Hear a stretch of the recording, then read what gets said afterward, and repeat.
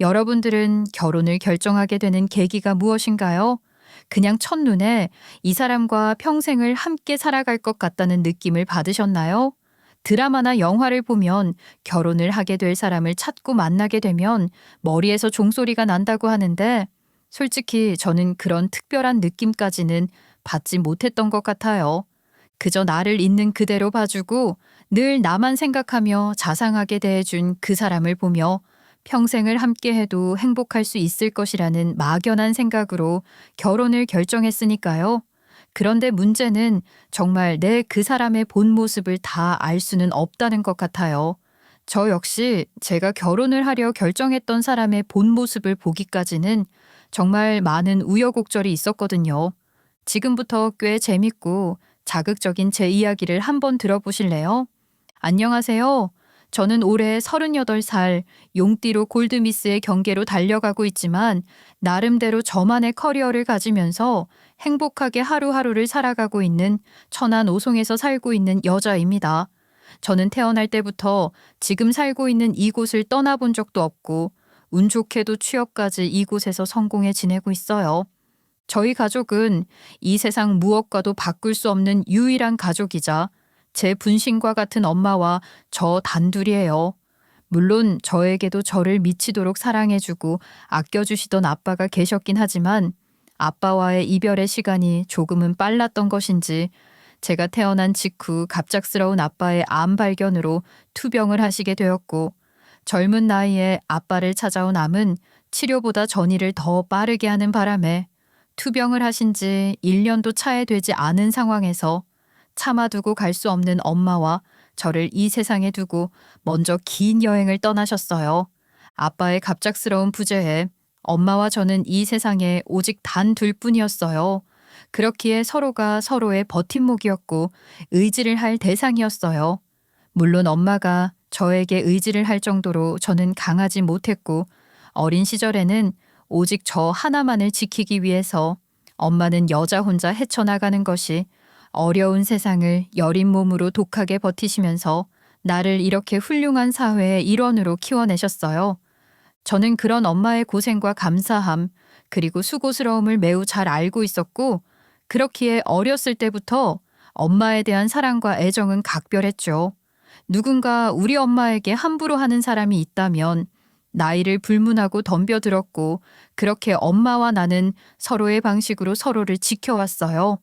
그렇기에 제 인생에 엄마보다 소중한 건 없었어요.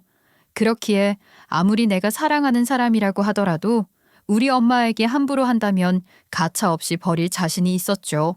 아빠가 세상을 떠난 후 뭐라고 해서 돈을 벌어 나를 먹여 살려야 했던 엄마는 이런저런 일을 하며 모은 돈으로 아주 작게 분식집을 시작했어요. 학교 앞 작은 구석자리에 작게 시작을 하셨고 덕분에 나는 학교가 끝나면 바로 앞에서 늘 장사를 하고 계시던 엄마의 분식집으로 하교를 하고는 했어요. 그곳에서 엄마가 주는 떡볶이와 튀김을 먹으면서 배를 채웠고 장사를 하는 엄마를 바라보며 공부를 했어요. 엄마는 카운터 뒤쪽 겨울에는 가장 따뜻하고 여름에는 가장 시원한 자리를 늘 날 위해 비워두셨고 저는 그곳에서 제 학창시절 전반을 다 보냈다고 해도 과언이 아니었죠.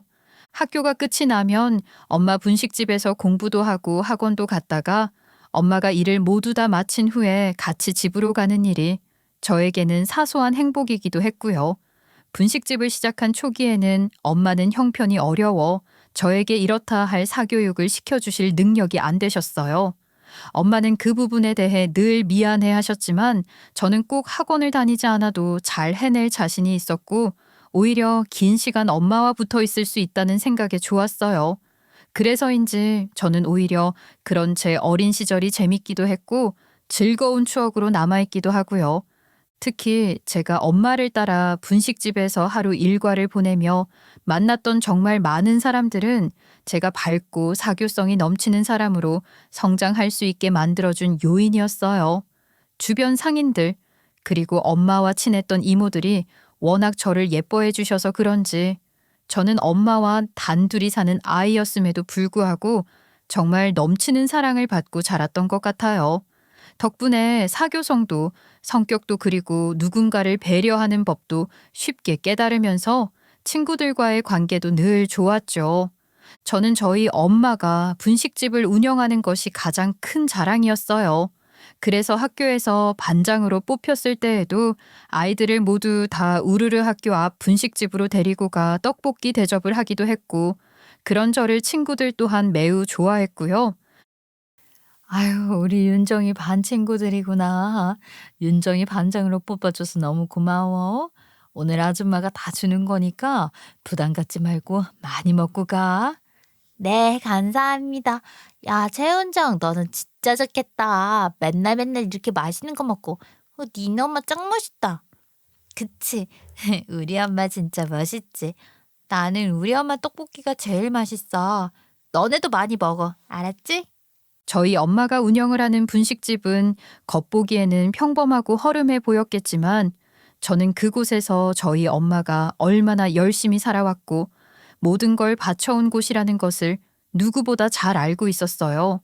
결혼을 하고 딸인 제가 태어난 후 남편과 행복할 겨를도 느껴보지 못한 채 세상을 떠나버린 남편을 보며 절망하며 모든 걸 포기하실 수도 있었지만 엄마는 끝까지 저를 책임지기 위해 젊은 날을 모두 다 바쳐 살아오신 곳이 바로 이 분식집이라는 것도 잘 알았고요. 그렇게 힘들게 작은 분식집을 마련하게 된 날, 어린 시절이 전부 다 기억이 나진 않지만 엄마는 누구보다 행복해하며 나를 꼭 껴안고 이야기를 하셨거든요. 윤정아, 엄마가 진짜 열심히 살게.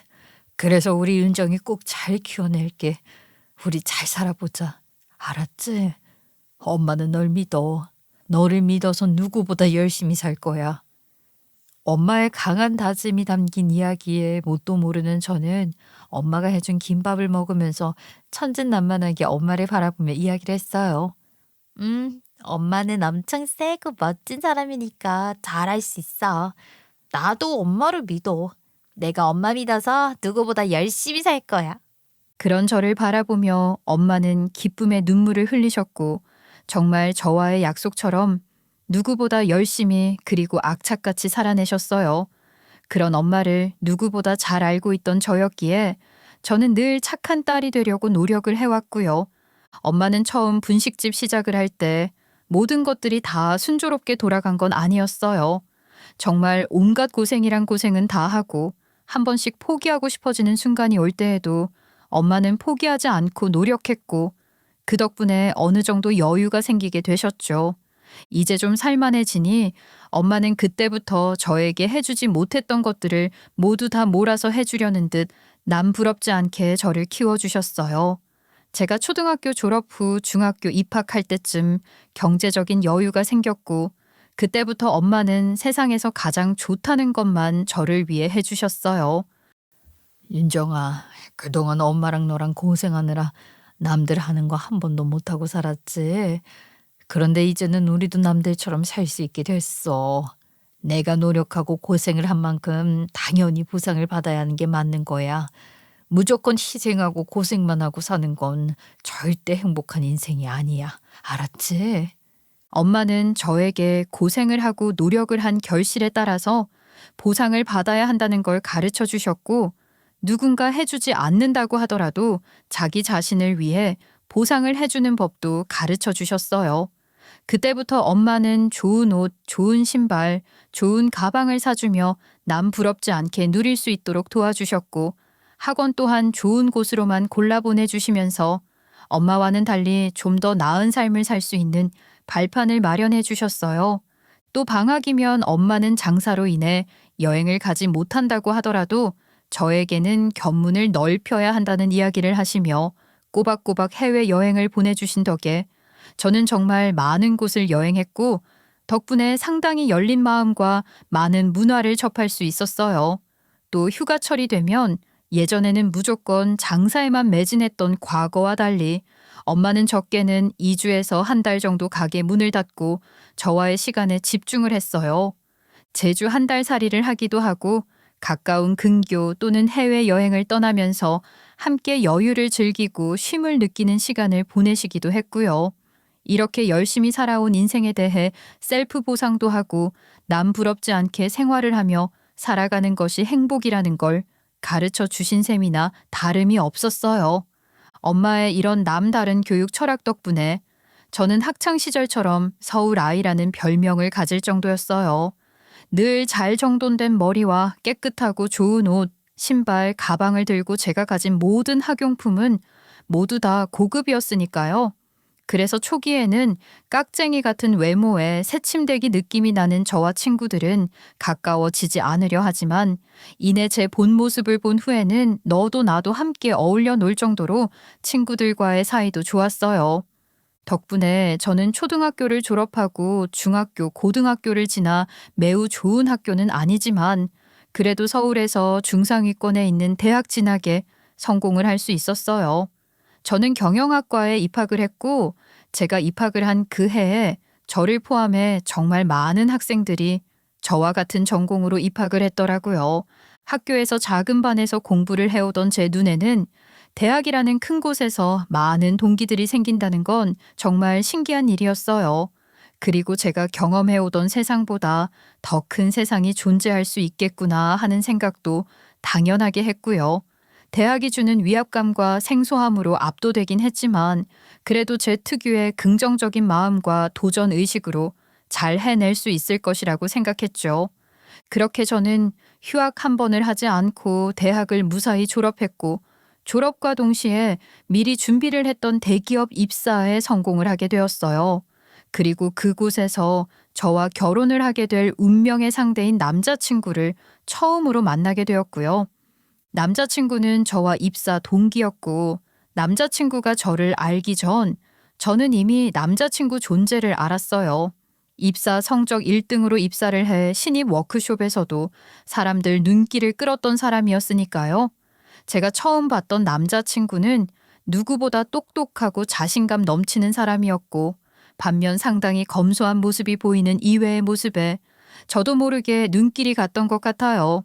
그렇게 남자친구를 알게 되었지만 저와 연애를 하고 결혼까지 생각할 사람이 될 것이라고는 꿈에도 몰랐어요. 하지만 운명이라는 것이 있는지 자연스럽게 시간은 저희를 이어주더라고요. 제가 남자친구에게 눈길이 갔던 건 사실이지만 그렇다고 해서 처음부터 제가 남자친구와 연애를 염두에 두고 관심을 표현한 건 아니었어요. 그 큰 기업 내에서 같은 부서에 배치가 되는 건 정말 운명 같은 일이었고 덕분에 의지할 곳은 서로밖에 없던 터라 우리 둘은 급속도로 가까워지면서 연애를 시작했어요. 그렇게 3년 정도를 사내 연애를 하게 되었네요. 3년이란 시간을 만나오면서 별 다른 갈등이나 문제는 없었고 그렇다 보니 서로의 나이가 있던 터라 자연스럽게 결혼 이야기로 흘렀어요. 워낙 사이가 좋았던 둘이었기에 결혼을 결정하기까지 그리 큰 고민을 하지는 않았어요. 게다가 연애를 하면서 결혼 가치관에 대해 이야기를 나눈 적이 많은데 그럴 때마다 나와 정말 잘 맞는 사람이라고 생각했거든요. 나는 결혼을 하면 양가 부모님들에게 도움받지 않고 우리 힘으로 해내고 싶어. 자기는? 자기도? 나도. 우리가 벌 만큼 벌고 사는 건데 손 내밀면서 시작할 수는 없지. 우리 생각보다 잘 맞네. 그리고 결혼 준비는 우리 둘 다 동등하게 돈 버는 입장이니까 서로 배려해주면서 자연스럽게 부담하면 좋겠어. 예물, 예단 이런 건 다 허례허식이니까 주고받지 않았으면 하고. 어때? 나도 똑같아. 와, 나랑 이렇게 생각이 같은 줄 몰랐네. 우리는 지금 당장 결혼해도 문제 하나도 없겠는데? 제가 생각했던 결혼관과 남자친구의 결혼관은 이상하리만큼 일치했고 이런 모습들을 떠올리면 당연히 결혼 준비를 한다고 하더라도 별 문제 없이 이루어질 것이라고 생각했어요. 그런데 막상 본격적으로 결혼 준비를 시작하니 처음 서로 이야기했던 부분들이 다 무색해지는 순간들이 오더라고요. 하나부터 열까지 다 돈 문제로 이어졌고 이런 상황에서 은근슬쩍 얌체처럼 자기가 손해를 덜 보려고 하는 남자친구 태도를 느끼면서 기분이 상하게 되더라고요. 신혼집은 내 앞으로 대출받고 반반씩 부담하기로 했고 이제 가전이랑 가구만 남았다. 가구는 내가 준비하고 가전은 자기가 하는 걸로 하려는데 어때? 금액대는 비슷비슷해. 남자친구는 제 제안에 별다른 불만을 가지지 않고 동의를 했고 그렇게 우리는 약속했던 가전과 가구를 보기 위해 하루 휴가를 낸 후에 함께 돌아다녔어요. 평소 점 찍어두었던 가구가 있었기 때문에 저는 그곳으로 남자친구와 함께 갔고 별다른 문제 없이 각자 취향을 고려해 가구를 골랐고 약속한 대로 제가 결제를 했죠. 그런데 문제는 다음으로 가전을 구매하러 갔을 때 생겼어요. 어차피 그 가전은 다 소모품이고 너무 좋은 거 사도 바꿔줘야 하니까 적당한 수준으로 하자. 어때? 그래, 자기 말이 맞지. 적당한 선에서 고르자. 이거 어때? 이거 괜찮네. 그럼 TV는 이거, 냉장고는 이거. 그리고 에어컨은 이걸로 견적받아보자. 고르신 가전으로 견적서 여기 있습니다. 생각보다 가격이 합리적이네. 이대로 할까? 그래, 이 정도면 적당하겠다. 계산하자. 이건 자기가 하기로 했으니까 계산해. 그래야지. 보자. 잠깐만. 내가 할인되는 카드를 놓고 왔네. 아이고, 그거 할인율이 커서 꼭 그 카드 써야 하거든. 혹시 괜찮으면 자기가 먼저 결제하고 내가 결제 변경하러 올까 하는데 괜찮을까? 아, 그래? 아유, 카드를 왜 들고 왔어? 그럼 내가 결제할게. 다음 주 중으로 결제 변경하러 와야 해. 알았지? 당연하지. 결제 카드 당장 가져와서 취소할게. 나만 믿어. 남자친구는 신혼가전을 구매하는 상황에서 결제를 하려고 하는데 카운터에 멀뚱히 서 있다가 제가 먼저 결제를 하라는 말에 갑작스럽게 카드를 두고 왔다면서 결제 변경을 할 테니 우선 제 카드로 결제를 해달라고 하더라고요. 그 당시에는 남자친구의 말을 듣고 왜 결제를 안 하려고 할까 싶은 의심이 들기보다는 오히려 원래도 검소하고 잘 아끼는 사람이니까 할인 카드도 알아봤나 보네. 내가 먼저 결제하지 뭐. 라는 생각으로 별로 심각하게 생각하지는 않았어요. 그런데 문제는 결제 후에 몇 주가 지나도록 결제 변경을 왜 취소를 하지 않는 상황이 오면서 저도 모르게 이상한 기분이 들더라고요. 이 부분에 대해서 대놓고 말을 하기도 애매하다는 생각을 했고 고민을 하다가 아무리 말하기 불편한 상황이라고 해도 이 얘기는 해야 할 것 같아 나를 잡고 용기를 내 남자친구에게 결제 변경에 대한 이야기를 했죠. 에이, 근데 자기야, 우리 저번에 가전 산 거 왜 여태 결제 변경을 안 해? 나 결제 취소됐다는 문자가 안 오더라고. 좀만 지나면 결제 변경 더 어려울 텐데. 맞다. 내가 깜빡 잊고 있었네. 자기도 알다시피 요즘 내가 야근이 좀 많잖아. 그래서 정말 깜빡 잊었네. 걱정 마. 내가 빠른 시일 내에 처리할게. 남자친구가 먼저 설레발을 치면서 바빠서 잊고 있었다는 이야기를 하자 저는 별다른 얘기를 하기 싫어서 그래, 그럼 결제 취소하고 알려줘 라는 말을 끝으로 대화를 마무리했어요. 제가 이렇게까지 이야기를 한다고 하면 남자친구도 얼른 움직여서 가전 결제 변경을 할 것이라고 막연히 생각했기도 했고요. 계속 쪼잔하게 결제 변경에 집착을 하면 안 좋게 보일 수도 있겠다 싶은 마음이 들어서 그 후로 더는 결제 변경을 했는지 안 했는지 묻지는 않았어요. 무엇보다도 남자친구를 믿어보는 것이 더 낫다는 판단으로 넘겼죠. 신경을 안 쓰는 척 넘어간다고 해도 마음에는 남아있는 것이 사실이었지만 그와 동시에 예비 시어머니에게 인사를 드리러 가게 되는 일이 생겼어요. 처음 인사를 드리러 가는 자리였기도 하고 결혼을 하기로 한 예비 며느리 자격으로 갔던 것이기 때문에 간 김에 예물에 대해서도 이야기를 나누고 와야겠다고 생각을 했어요. 처음에 남자친구와 결혼 준비 전 이야기를 나눌 때에는 서로 주지도 말고 받지도 말자고 이야기를 했지만 그래도 각자 소중한 자식들을 보내는 과정에서 서운할 수 있으니 성의 표시만 하자는 양가 이야기에 저 또한 마음을 돌려 예비 시어머니에게 이야기를 꺼내게 된 것이었죠.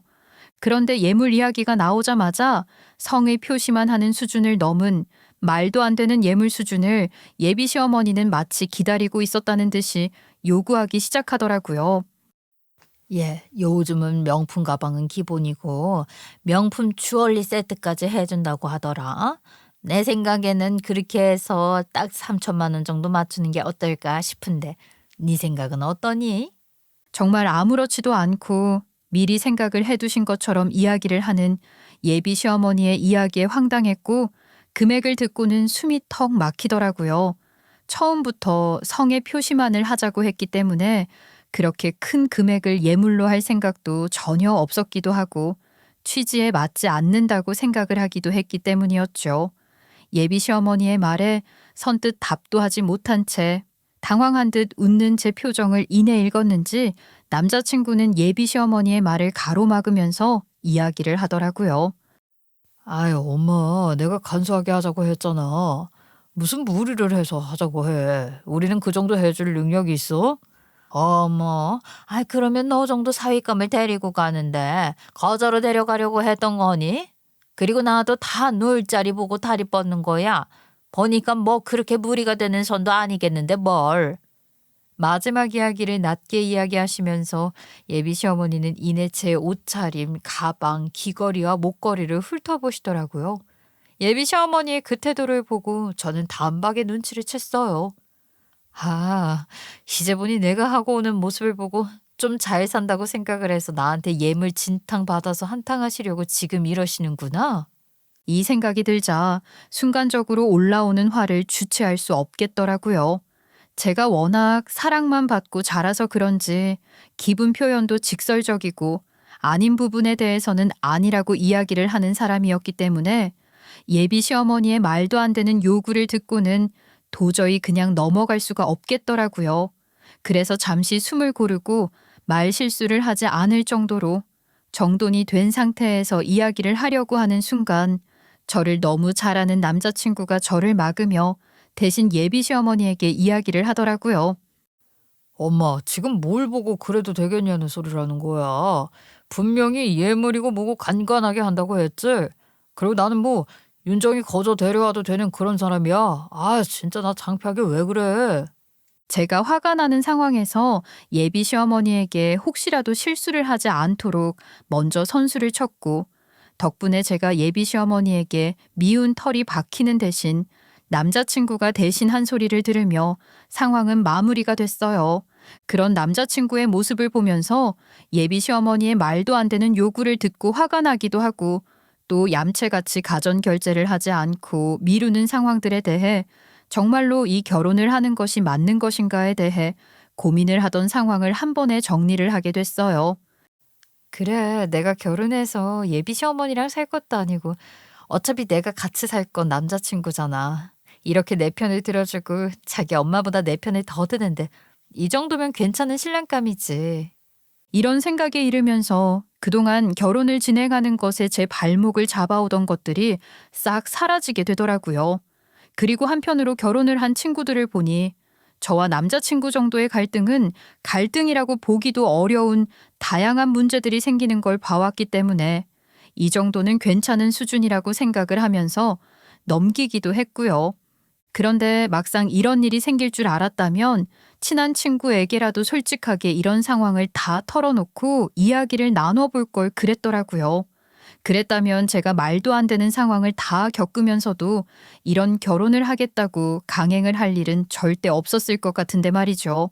왜 사람들이 그런 이야기 많이 하잖아요. 아무리 죽고 못 살고 결혼을 하려고 식장까지 모두 다 잡아둔다고 하더라도 결국 그 당일 식장으로 들어가기까지는 아무도 모르는 것이라는 이야기가 있잖아요. 저 또한 정말 남자친구와 인연이 아니었던 것이 확실했는지 저만 입을 다물고 그냥 지나가면 될 결혼이라고 생각했던 이 과정이 결국 문제가 생기게 되는 결정적인 사건이 생기게 되더라고요. 남자친구와 저는 각자 부모님을 먼저 만나 인사를 드리고 상견례를 하자고 했기 때문에 예비 시어머니에게 인사 후 저희 집으로 가 저희 엄마에게 인사를 드리러 갈 차례였어요. 저는 장난스러운 말투로 남자친구에게 물었어요. 자기 내가 떡볶이 진짜 좋아하는 거 알지? 자기도 떡볶이 좋아해? 떡볶이?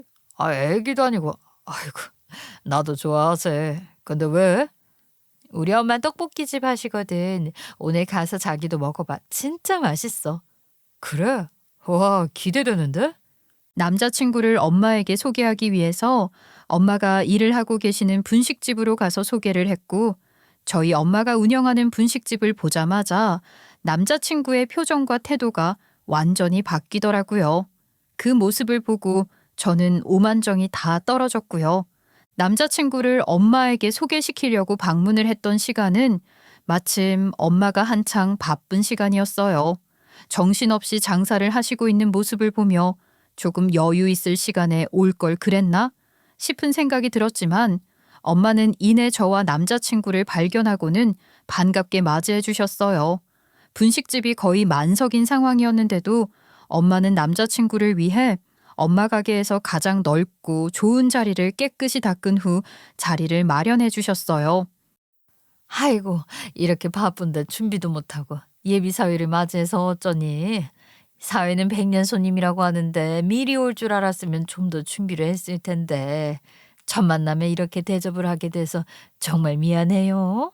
엄마는 남자친구와 저를 자리로 안내하면서 미안한 듯 이야기를 했고 그런 엄마의 이야기를 들으면서도 눈은 바쁘게 움직이는 남자친구의 모습을 보며 내심 분식집이 궁금하긴 했었나 보다 싶은 마음으로 가볍게 넘겼어요. 그런데 제가 생각을 했던 것과 달리 남자친구는 가게를 천천히 다 둘러보더니 갑자기 표정이 싹 변하면서 완전하게 다른 태도를 취하기 시작하더라고요. 엄마는 연신 미안한 듯한 표정을 하며 이런저런 이야기를 하는데 그 말에 남자친구는 단 한마디도 친절하게 대꾸를 하지 않더라고요. 그러면서 뭔가 불만이 가득 있는 듯한 표정을 하고 있었고 저는 엄마의 말도 무시한 채 예의 없는 태도를 하고 있는 남자친구의 태도가 기분이 나빴어요. 그래서 저도 모르게 엄마가 잠시 자리를 비운 사이 참지 못하고 남자친구를 툭 치며 우리만 들리는 소리로 이야기를 했죠. 지금 뭐 하자는 거야? 우리 엄마가 너한테 인사하고 말 걸었잖아. 아, 그럼 너도 우리 엄마한테 인사해야지 왜 무시해? 내가 어머님한테 인사 갔을 때 그렇게 했니? 이게 무슨 경우 없는 태도야? 이건 제가 아닌 누구라도 충분히 화가 날 만한 태도였기 때문에 할 말을 했다고 생각을 했어요. 근데 제 말을 듣더니 말이 끝나자마자 남자친구는 짜증스럽다는 듯이 저를 쳐다보더라고요.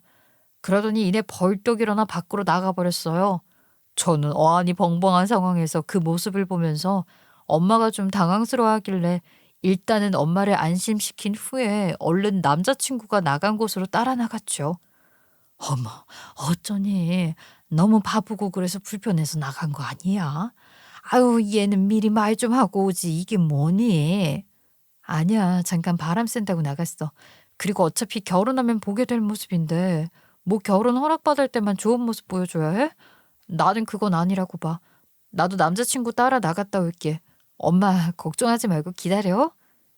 남자친구는 제가 따라 나올 걸 알고 있었는지 제가 남자친구 근처에 닿기도 전에 돌아서 있던 몸을 확 돌리더니 저에게 경멸 어린 눈빛으로 이야기를 했고 저는 그 이야기를 듣고 참 가관이라는 생각과 동시에 더는 이 사람과 미래를 꿈꿀 필요가 없겠다는 결론으로 파혼을 다짐하게 되었어요. 지금 뭐 하는 거야? 엄마가 민망해 하잖아. 아, 진짜 우리 엄마한테 왜 이렇게 함부로 해? 뭐 하는 거냐고? 그럼 최윤정, 넌 지금 뭐 하는 건데? 아, 나 제대로 속았네. 야, 난 딸내미 공주같이 키웠길래 뭐 대단하게 큰 사업을 운영하고 있나 보다 했더니 그냥 거지였네. 여태 좋은 건 혼자 다 하면서 가진 척 더럽게 하더니 이거 뭐 빈깡통이었네. 하, 뭐? 너 지금 말 다 했어? 내가 언제 가진 척 해가면서 잘난 척 했어? 내가 언제 우리 엄마가 대단한 사업한다고 했니? 와, 너 말 되게 웃기게 한다. 지금 그 말 책임질 수 있어? 야, 그러니까 나는 네가 진짜 잘 사는 애인 줄 알았다고. 근데 결국 잘 살지도 않는데 잘 사는 척 하면서 나 꼬신 거잖아. 너 이것도 엄연히 사기다. 와, 야, 너 솔직히 말해봐. 너 나 꼬시려고 일부러 그랬냐? 취집하려고? 꿈깨 꺼져 이년아. 평소 저에게 늘 자상하고 욕 한 번을 한 적 없는 남자친구의 입에서 나오는 말이라고는 전혀 상상도 하지 못하는 말들이 쏟아지는데 순간적으로는 어떤 판단도 잘 되지 않더라고요. 아무리 제가 강한 멘탈을 가졌다고 하더라도 그 순간 그런 이야기를 들으면 순간 상황 판단 자체가 되지 않으면서 멍해질 수밖에 없겠더라고요. 하지만 이내 정신을 차렸어요. 저에 대해서 뭐라고 함부로 이야기하는 건 참는다고 하더라도 우리 엄마가 살아온 인생을 함부로 이야기를 하고 표현하는 남자친구의 모습을 보니 그동안 제가 정말 사람을 잘못 보고 있었구나 싶은 생각이 들었으니까요. 저도 마음 같아선 화가 나는 마음을 남자친구처럼 더러운 단어로 조합해 똑같이 이야기를 해주고 싶었지만 엄마 가게 앞이기도 했고 소란을 피우면 걱정하실 것이 뻔해서 화를 꾹 누르며 이야기를 했어요. 와, 너 그동안 본색 숨기려고 얼마나 힘들었냐? 대단해서 박수 쳐주고 싶을 정도다. 일단 나와. 여기 말고 다른 데로 가서 파혼을 할지 싸움을 할지 결정해. 너 지금 들어가서 우리 엄마한테 착하게 인사 안 하고 나오면 나 어떻게 될지 몰라? 행여나 함부로 행동해봐. 영업방해로 콩밥 먹게 해줄 테니까. 조용히 나와. 너무 화가 나는 상황이지만 이곳에서 엄마 걱정을 끼치며 이야기를 할 수 없었기 때문에 저는 남자친구에게 나지막히 이야기를 했고 제 말을 들은 남자친구는 기다렸다는 듯 입에 걸레를 문 듯 이야기를 하더라고요. 아, 참. 내가 이렇게 더럽고 낡은 곳에 오래 있을 사람으로 보이냐? 네가 있어달라고 부탁을 하고 사정을 해도 나는 안 있어. 사람을 뭘로 보고. 그 말을 끝으로 남자친구는 가게로 들어가 본인 자켓을 챙기며 나왔고 엄마는 당황스러운 듯 식사를 하고 가라며 남자친구를 잡는 듯 했어요. 그 상황에서 혹시 엄마가 상처를 받을까 얼른 안으로 들어가 두 사람의 대화를 막고 제가 상황을 정리했죠. 엄마 우리 지금 회사에서 급하게 호출이 들어와서 어쩔 수 없이 가야 하네. 엄마 다음에 날 잡고 인사하러 정식으로 올게요. 너무 신경 쓰지 마. 그리고 저 떡볶이는 싸놔줘. 내가 퇴근하고 와서 먹을게. 엄마는 뭔가 걱정스러운 듯 했지만 제 얘기를 듣고 이내 수긍을 했고 남자친구는 인사도 하지 않은 채 빠르게 그곳을 나가버렸어요. 정말이지 마지막까지 하는 행동을 보니 화가 머리 끝까지 난 상황에서 앞장서서 가는 남자친구 꼬락서니를 보고 불러세워서 이야기를 했죠. 긴 말 필요도 없지. 이미 네 진짜 모습 다 봤으니까. 그러니 너랑 더 할 말도 없고 파혼은 뭐 당연한 거고. 아, 맞다. 그리고 너 앞으로 딱 기대해. 우리 엄마한테 함부로 한 대가 그건 파혼 정도로 절대 정리 못해. 내가 꼭 갚아줄 거라고. 남자친구에게 이 한마디를 남긴 후 그 말에 대꾸를 하는 것조차 듣고 싶지 않았던 저는 뒤를 돌아 곧바로 집으로 가버렸어요. 집으로 가는 길에 오늘 제가 당한 것들을 하나하나 떠올리니 화가 주체가 되지 않아서 미칠 것 같더라고요. 아무리 생각해도 파혼뿐만 아니라 제대로 된 복수를 하지 않으면 제가 제 명예 못 살 것 같은 기분이었어요. 집으로 돌아와 혼자 감정을 추스른 후에 일을 마치고 돌아온 엄마에게 모든 사실을 다 이야기를 해야겠다고 생각했고 서로에게 어떤 비밀도 없는 우리는 그날 모든 사실에 대해 솔직하게 털어놓았어요. 엄마, 아까 그런 취급 당하게 해서 내가 정말 미안해.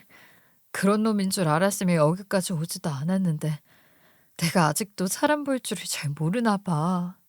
윤정아, 결혼식장까지 들어가서도 나하고 안 맞으면 헤어지는 마당에 그깟 파혼 좀 하는 게 뭐가 큰 문제라고 사과를 하고 마음을 쓰고 있어. 이혼보단 파혼이 낫다고. 정말 잘 됐고 아유 이제 털어버려. 아니 어떻게 3년 동안 감쪽같이 나를 속이고 내 재력만 믿고 내가 잘 사는 줄 알고 그렇게 가식을 떨 수가 있어? 정말 용서할 수가 없어 그놈. 오히려 잘 됐어. 아이 그런 놈은 애초에 잘 걸렀다 생각하고 넘기면 돼.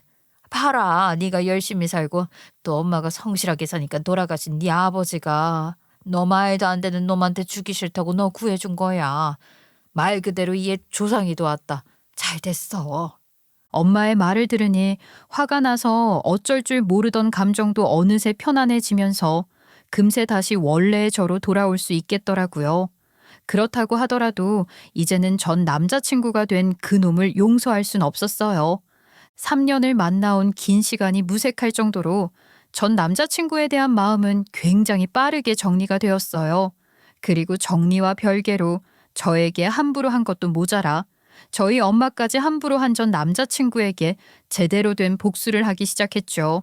먼저 결혼 후 함께 다니던 회사를 그만둔 채 퇴사 함께 사업을 할 목적으로 공동 투자를 해왔던 계획부터 손을 대기로 결정했어요. 애초에 이 사업을 전 남자친구에게는 일일이 말을 하지 않았지만 엄마 건물에서 시작을 하려 했던 계획이었는데 그 또한 의미가 없어졌거든요.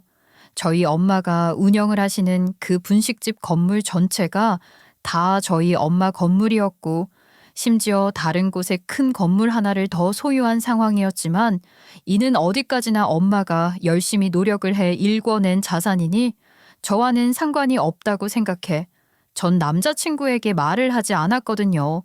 그런데 그것도 모른 채 전 남자친구는 제가 잘 나가는 집 딸이라는 이유로 공통 투자를 하면서 자신의 몫보다 더 많은 부담을 할 것이라고 생각했는지 공동 투자자이자 대표 명의로 함께 준비를 하고 있었거든요. 이 문제에 대해서도 전 남자친구의 본 모습을 다 알고 나니 어떤 목적으로 시작을 했는지 알 것 같아서 더 어이가 없기도 했어요. 저는 왜 그동안 전 남자친구의 얌체 같은 행동들에 대해 눈치를 채지 못했나 싶을 정도로 이제와 생각을 해보니 전 남자친구의 많은 행동들이 다 퍼즐이 맞춰지더라고요. 저희 집이 낡은 분식집을 한다는 걸 알고 난 이후에는 저를 무시하며 연락도 하지 않는 상황이었지만 사실 전 남자친구와 사귀는 내내 경제적인 부분이나 주변 지인들 그리고 신용과 배경 측면에서도 늘 제가 전 남자친구보다 우월했고 전 남자친구는 그것들이 마치 자신의 것인 것처럼 이용을 해 살고 있었거든요. 그러니 공동투자 역시 본인은 돈이 별로 없더라도 무작정 저를 믿고 시작을 했던 것이고요. 이런 생각까지 모두 다 퍼즐이 맞춰지자 단 1초도 전 남자친구가 편한 마음으로 지내는 것이 싫어졌어요. 이미 파혼은 한 상황이고 그 이유가 저희 엄마를 함부로 무시를 하고 저희 집을 함부로 한 것이니 그런 사람과 투자를 같이 하면서 사업을 진행할 이유가 전혀 없었어요. 그렇기에 저는 혹시 말을 바꾸는 것을 대비해 정식 파혼 통보를 했어요. 파혼 통보를 하면 당연히 공동투자와 공동대표권에 대해서 자신의 몫을 요구해 올 것이라는 걸 예상했거든요. 아니나 다를까 전 남자친구는 제가 통보를 하기만을 기다렸다는 듯이 파혼 통보를 하자마자 저에게 연락을 해왔고 제 예상에서 단일도 벗어나지 않는 발언을 하면서 공동대표로 있던 투자금에 대한 몫을 돌려주면 별말 없이 정리를 하겠다며 선심을 쓰듯 이야기를 하더라고요. 그 모습을 보니 제 이야기를 모두 들은 후 당황할 전 남자친구의 표정을 생각하니 벌써부터 너무 신이 나더라고요. 제가 아무것도 알아보지 않고 대비도 하지 않은 채 파혼 통보를 했을 리가 없다는 걸 저를 만난 사람이라면 알 텐데 정말 바보 같았어요. 네가 그 말 할 줄 알았어. 너는 어쩜 내 예상을 조금 더 안 벗어나니? 이미 법적으로 상담받았고 너한테 돌려줄 돈도 권한도 없다는 거 확인받았어. 오히려 너 공동투자권에서도 나한테 미리 내주면 돈 주겠다며 투자한 것도 없잖아. 정말 뻔뻔하다. 아무리 그렇다고 해도 그건 내 몫이고 공동대표인데 무슨 개소리야. 왜 이제 취직 실패하니까 그거라도 챙겨야겠냐? 좋은 말 할 때 뱉어내라. 사람 짜증나게 하지 말고. 짜증? 너야말로 사람 짜증나게 하지 마. 네가 그렇게 무시하던 우리 엄마 분식집 건물 있지? 사실 그 건물 우리 엄마 거야. 너같이 남이 일어놓은 것에 빨대 꽂고 사는 인생이 아니라 성실하고 치열하게 살아오신 덕에 다른 지역에 더 큰 건물도 하나 있고 그건 우리 엄마 거니까 당연히 내 것이라고 생각 안 하고 살았다고. 그래서 여태 너도 몰랐지. 근데 오히려 그게 얼마나 다행인지 모르겠네. 뭐라고? 저기 윤정아. 너는 왜 결혼을 할 사람이 나한테까지 그런 중요한 얘기를 안 했던 거야? 너가 그렇게 말을 미리 해줬으면 이 지경까지는 안 왔을 거잖아. 어? 저희 엄마에게 건물이 있다는 이야기를 듣자마자 잠시 놀란 듯 하더니 태도를 바꾸면서 갑자기 다시 자상한 모습을 하며 이야기를 하는 전 남자친구를 보니 역겨움에 토가 나올 정도더라고요. 그건 우리 엄마 재산이고 나는 없으니까. 근데 뭐 얼마나 잘된 일이야? 그 덕분에 네 본 모습 다 봤는데. 야, 그거 아니었음 나 평생 속고 살았을 거야. 정말로 조상이 도왔지.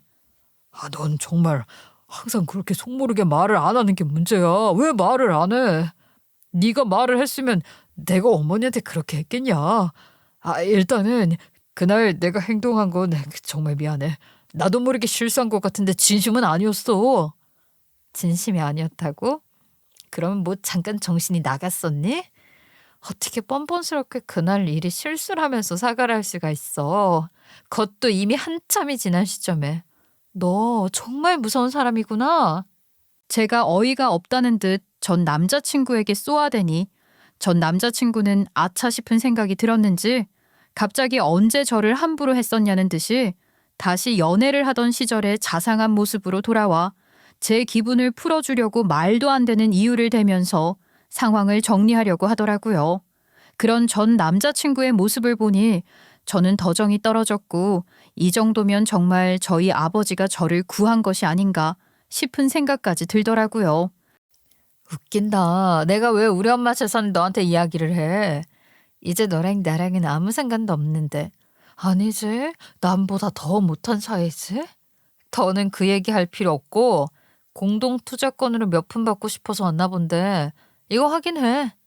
전 남자친구의 말도 안 되는 이야기를 계속 들어줄 이유가 없었던 저는 귀찮다는 듯 말을 자르면서 투자 계약서를 내밀었고 이에 공동 투자를 할 때에도 단 1원도 내지 않고 나에게 부탁을 했던 금전에 대해 대여금 반환을 해줄 것을 요구하는 내용 증명까지 함께 건네주었어요.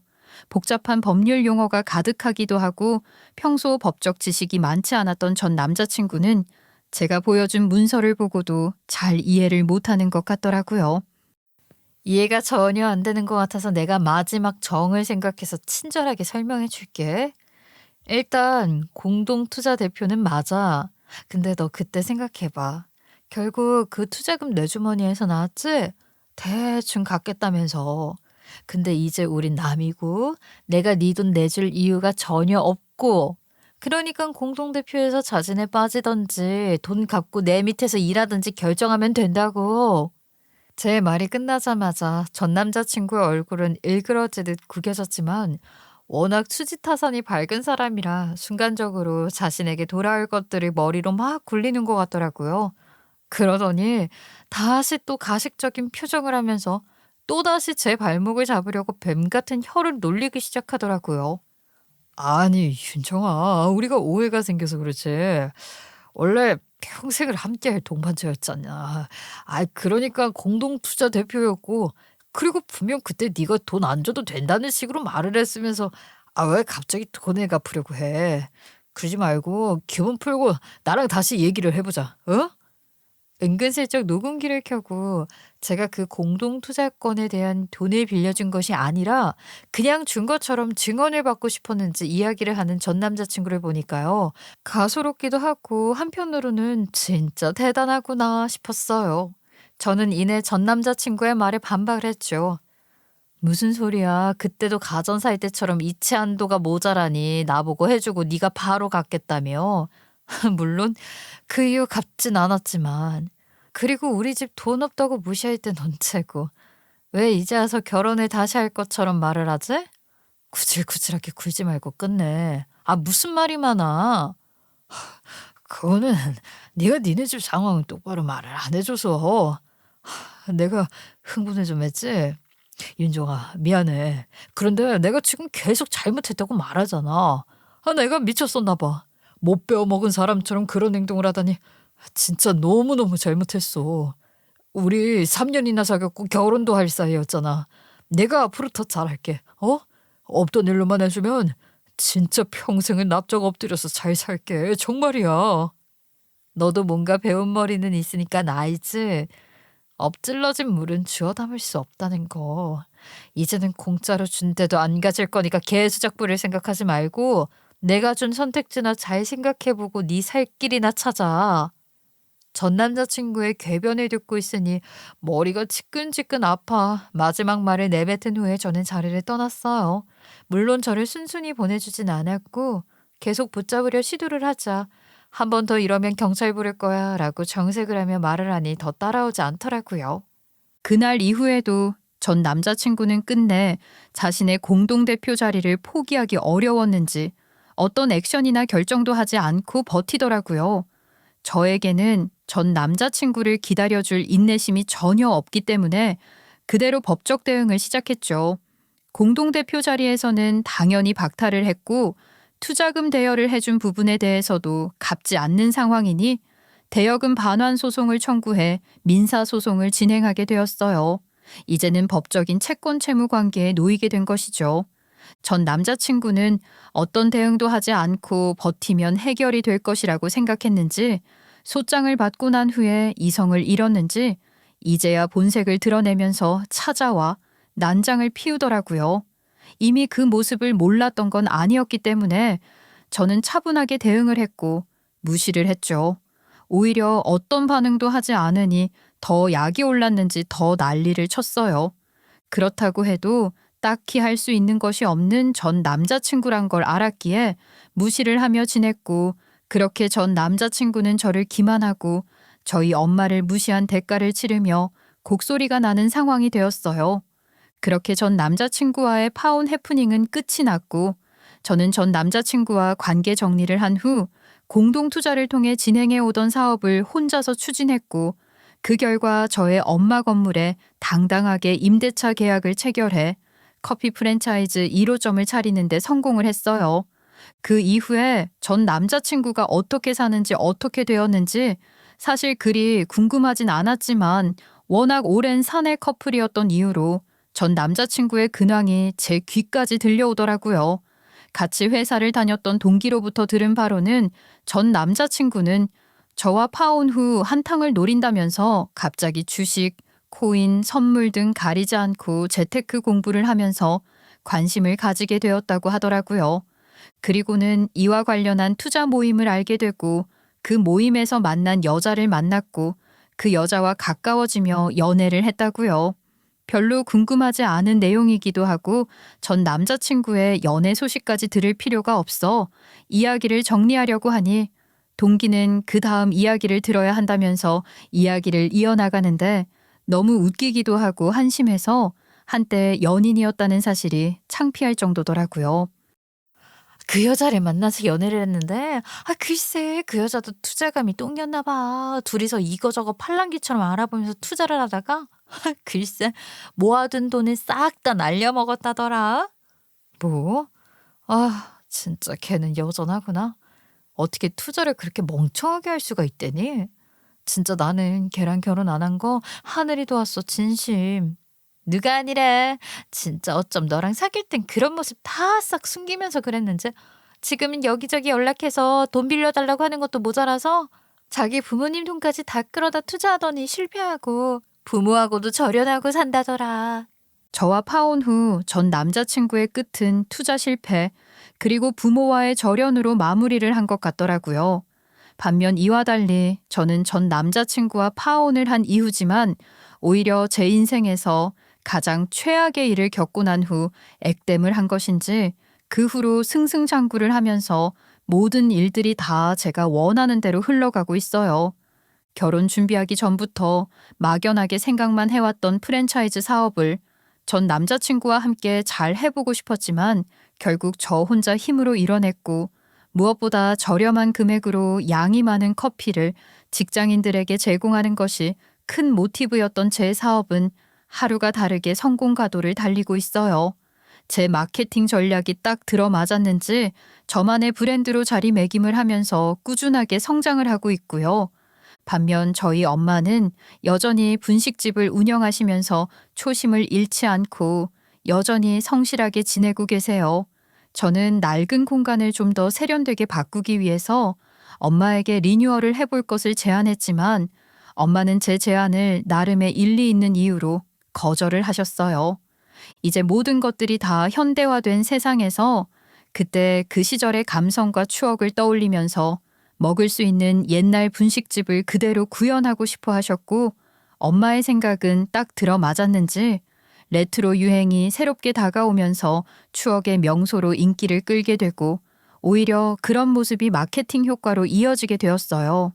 이제는 다른 지역에서도 일부러 저희 엄마의 떡볶이를 드시려고 찾아오는 일들이 생기고 있을 정도니까요. 어쩌면 엄마가 운영하시는 분식집이 너무 잘 운영이 되다 보니 엄마 분식집 위층에 위치한 제 커피집이 어부지리로 성공을 하게 된 건 아닐까 싶은 생각이 들 정도니까요. 그렇게 엄마와 저는 각자의 몫을 해내면서 여전히 행복하게 그리고 평화롭게 잘 살아가고 있어요. 제 이야기를 듣고 어떤 분들의 경우는 파혼을 했다는 사실로 제 인생에 흠이 생긴 것이나 다름이 없다고 생각을 하시는 분들도 분명 계실 것 같아요. 하지만 이혼보다는 파혼이 낫다는 말이 있듯이 저는 식장까지 들어가기 전 남자친구의 본 모습을 알게 되고 제대로 관계 정리를 할 수 있게 된 것에 오히려 감사하고 있어요. 제가 파혼을 했다는 사실을 아는 사람이 많지도 않고 또 실제로 살아보고 헤어진 것도 아니니 그냥 연애를 하던 중 헤어진 것이나 다름이 없다고 생각을 하고 있기도 하고요. 그러면서 결국 저와 평생을 갈 사람이 아닌 사람과는 어떤 노력을 하더라도 결국 제대로 이어지지 않는 것이 정해진 운명이 아닐까 하는 생각도 하게 됐어요. 저 역시 제가 경험해 보기 전까지는 그런 말을 믿지 않았는데 오히려 이렇게 빨리 알게 되면서 정리가 된다는 건 말 그대로 조상이 도운 것이라고 생각을 하고요. 이제는 마음에 조금이라도 걸리는 부분이 있다면 흐린 눈을 하면서 넘기는 일은 없도록 할 거예요. 결혼은 평생을 함께할 동반자를 찾는 일이고 그 과정에서 조금이라도 마음이 석연치 않은 부분이 있다면 꼭 짚고 넘어가야 한다는 것도 알게 됐고요. 물론 지금은 곧바로 누군가를 만나 결혼을 준비하기보다는 이제 막 퇴사 후 시작한 제 2의 삶을 제대로 살면서 오직 저를 위해서 열심히 살아가고 싶어요. 제가 뭘 좋아하고 뭘 하면서 행복을 느끼는지도 차근차근 찾아보면서요. 물론 시간이 흘러 저에게도 전 남자친구 같은 사람이 아닌 정말로 있는 그대로의 나를 바라봐주면서 사랑해주는 좋은 사람이 꼭 나타날 것이라고 믿고 있어요. 그리고 그런 사람을 만나면 당연히 누구보다 행복한 결혼 생활을 할 것이고요. 무엇보다 저는 저희 엄마와 같이 가진 것을 베풀면서 행복하게 사는 인생을 본받아 살고 싶어요. 지금도 엄마는 한 달에 한 번씩 어려운 아이들에게 무료로 떡볶이를 나눠주시고 고아원이나 보육원에 음식 봉사와 함께 기부를 하는 등 엄마가 가진 것들을 아낌없이 나누고 계시거든요. 그런 엄마를 본받아 저는 누릴 수 있는 건 누리며 나눌 수 있는 사람이 될 수 있도록 노력하려고 해요. 앞으로도 행복하게 지낼 저희 모녀를 응원해 주시면 좋겠어요. 감사합니다.